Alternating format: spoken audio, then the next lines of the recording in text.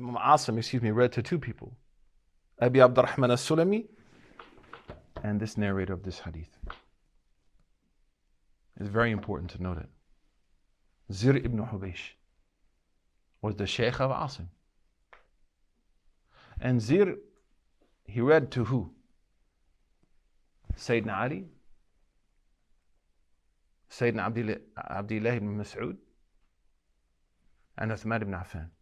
That means between Asim and the Sahaba is how many people?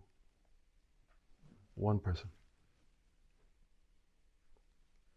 That's what one of our teachers, he said, I forgot the poem, but he said, قَرَأَ الْإِمَامُ عَاصِمُ بِالْإِتْقَانِ على الرضا أبي عبد الرحمن أي الهمام الحبر السلمي وكذا قرأ على زر ابن حبيش وقرأ معا على علي معا على عبد الله بن مسعود وقرأ زر على عثمان أيضا عن النبي فأعظم شانه. دول أبيات. This poem our teacher used to say to us, with the sanad to Hafs.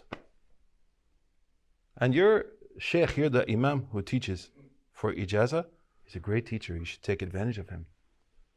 Don't sleep on him. He's a very qualified person. He can tell you everything I'm telling you now. But subhanAllah, why is this important? Because, there is some concern within the scholars of hadith that Asim is da'if and Hafs is da'if. So what? We're not talking about the science of hadith. And that's the first sign that the person does not know what they're talking about. I say that respectfully. As much respect as I can. Because the science of hadith and the science of qira'ah and huruf and furush are not the same science. So someone may be excellent in one science and not excellent in another. And this is where we had to be very careful with terminology and having a good suspicion of Muslims.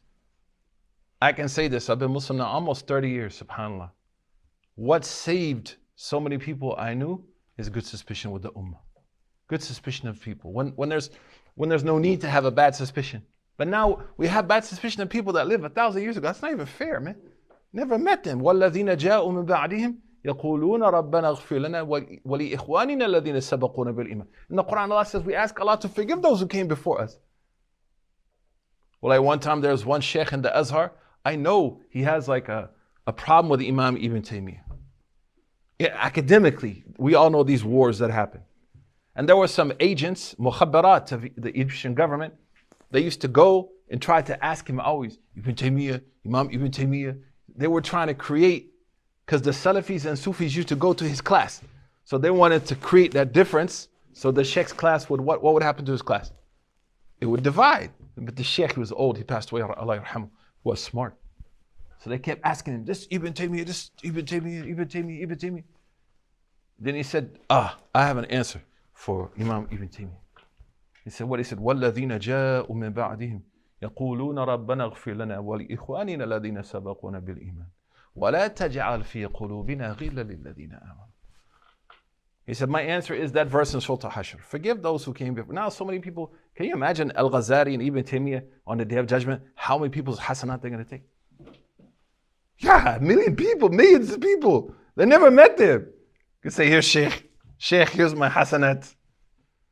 Where did you live? I lived in the 15th century after Hijri. I died in the 7th century. How did you slander me? What? Are you stupid? You would slander me? And I didn't live with you?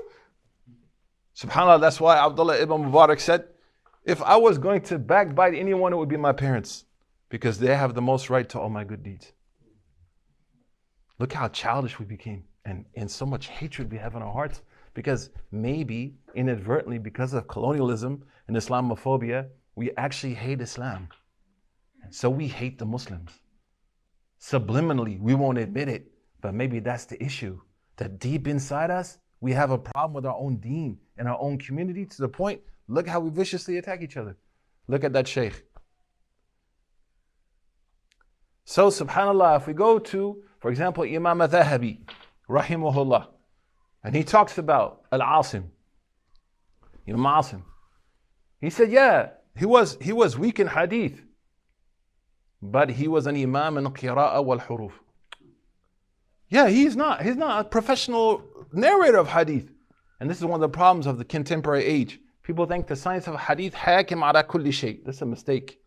The science of hadith has its place. The science of Arabic language has its place.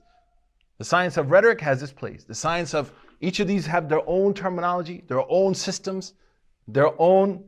I'll give it a great example. People say Al-Waqidi is da'if. So people read like the Sirah of Martin Links. I don't agree with perennialism, so let me just say that I have a problem with that stuff, that perennial stuff. But the book itself, I remember people were saying, you know, he relates from Al-Waqidi, and Waqidi is da'if. Yeah, only in Maghazi, bro. Only in battles. But he's not da'if in everything. So the mistake of people in applying and understanding terminology. I heard this from Sheikh Ma'bad. Yani Imam Al-Waqidi, rahimahullah, is only da'if in Maghazi when he narrated about the battles. But the other stuff, he's what? He's good. Same thing now. Someone read, man, Imam Hafs and Asim is da'if in hadith. Khalas, I'm not going to read their Quran anymore. Are you crazy? Was Imam Malik from the Qurra of Quran? Do you take hadith from Imam Malik? Was Bukhari from the authenticated riwayat of Quran? Sayyidina Imam al-Bukhari. Is he from the Qurra? No. Do you take hadith from him? Now you see what I'm trying to say. Al-A'mash. Sayyidina Imam al-A'mash, he was strong in language, weak in Quran. Al-Dahak, the great Mufassir, strong in tafsir, weak in hadith. Who said that? Al-Dhahabi. In fact, Al-Dhahabi says something very nice about Al-A'mash. He said, وَهُوَ بِخِلَافِ Hafs. Look at Imam Dhahabi, he's a genius because he knows how people are going to try to play. So he said, you know, Al-A'mash is strong in language and weak in Quran. وَهُوَ بِخِلَافِ Hafs. What does it mean? He's in the opposition of Hafs. Hafs is strong in Quran but weak in what subject? Language. What? Now oh man, I didn't think. Yeah, because having a good suspicion will save us a lot of trouble. So yeah, although Imam Ahmed, he said that Sayyidina Imam Asim is thiqah. They're both thiqah. And that's very important. What does thiqah mean? It means that the concern for their weakness in hadith is not in their character, but in their what? Their academic qualifications. You see something there. That's why they call them Sudduq. Some people read Sudduq, they think, oh, this hadith sahih. La la la la. Sudduq means the person is good in their adala, but maybe bad in the dabt. I'm sure Sheikh Farhan is going to teach you all this stuff. Why is that important? So that means that Imam Asim and Imam Hafs in hadith, they're not da'if because they're bad people. They're da'if because of what? Their academic qualifications. And that makes sense. And that's why, subhanAllah, I wrote it here. It's a great quote of Imam Ibn Hajar, who said, because they were so busy with Quran. Anyone here did the Sab'ah, or the Kubra, or the Sughra? When you do it, anyone here memorize the Quran? When you memorize the Quran, do you have time to do anything else? Do you have time to do anything else? So that was their thing. They were in the madrasa of Quran. So it wasn't that they tried to be scholars of hadith, or that they were evil or some kind of bad, character when it came to the science of hadith. No.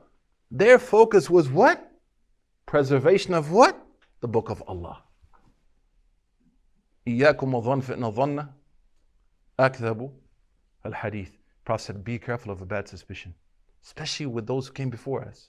So let me reiterate what I'm saying here, because I saw online, unfortunately, online is crazy, man. People saying that Hafs is weak in hadith and Asim is weak in hadith. So I gave you the chain of their sheikh just now. In Quran, this person in front of us, Zir ibn Hubaysh. But then I talked about the fact that, maybe they were weak in hadith, but not weak because of their character. Weak because of what? They have the academic qualifications. How many people can be Bukhari? How many people can be Abdullah ibn Umar? How many people can be Malik? How many people can be Ahmed? Sayyidina Imam Ahmed, he used to ask Shafi'i about the Arabic language. Because Sayyidina Imam al-Shafi'i, mutabahir in language. And Sayyidina Imam al-Shafi'i, He used to ask Imam Ahmad about what? As-Sanid. Because Ahmad, radiallahu anhuma, his specialty is what? Hadith. Shafi, mashallah, his Arabic language is unbelievable. So here we see something. Number one, it's hard to find someone that mastered all the sciences. People think a true scholar, they mastered all the sciences. You're crazy. You have no idea what you're talking about. That's impossible. It's very rare. Number two is that just because a scholar may have not excelled in one area of an academic field, that doesn't mean she or he were not imams in other areas. That's very normal. Would you go to Sheikh Sha'rawi for a dentist to get your teeth replaced?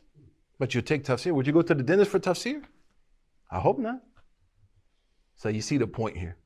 And then last thing we said is that their weakness is not because of their character. That's very important to emphasize.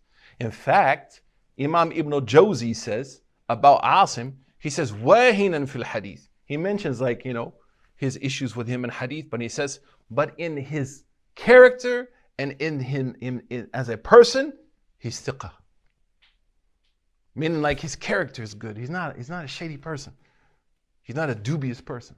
But then in his focus, his field, al-qira'a wal-huruf, imaman bittifaq.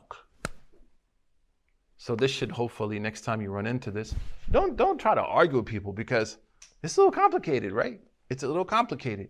But you could teach the people. We want people to have confidence with the book of Allah subhanahu wa ta'ala, not doubt in the book of Allah. If there's doubt in that, it's a wrap, bro. It's a done deal. So this hadith, mashallah, of Zir ibn Hubaysh. Well, Zir ibn Hubaysh, he was a very interesting person because he was always seeking knowledge. He used to drive people crazy.